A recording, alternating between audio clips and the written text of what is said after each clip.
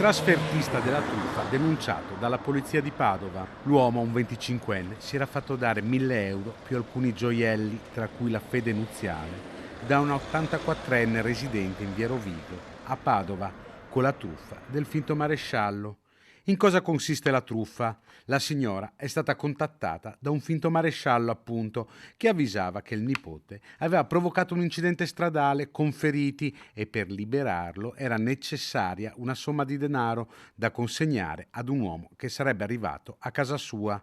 E così è stato a presentarsi alla porta della donna un 25enne di altezza media e corporatura normale, dai capelli scuri e con il pizzetto. La donna ha consegnato il bottino al truffatore.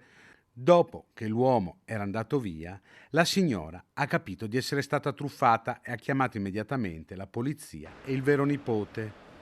Il nipote, arrivato sul posto, ha notato un taxi e ha riferito il dettaglio agli investigatori che si sono messi alla ricerca dei veicoli che hanno prestato servizio nella zona in via Rovigo.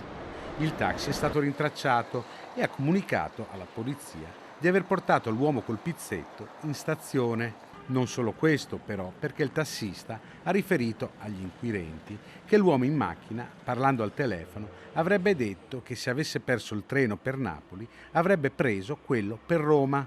Gli investigatori a questo punto hanno setacciato le telecamere della zona della stazione, individuandolo e vedendolo prendere il treno per Napoli Centrale dal binario 1.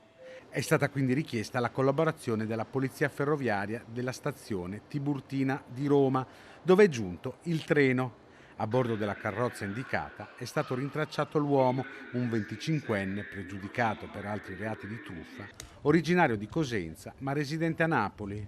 Con lui aveva i soldi e i gioielli sottratti all'84enne padovana.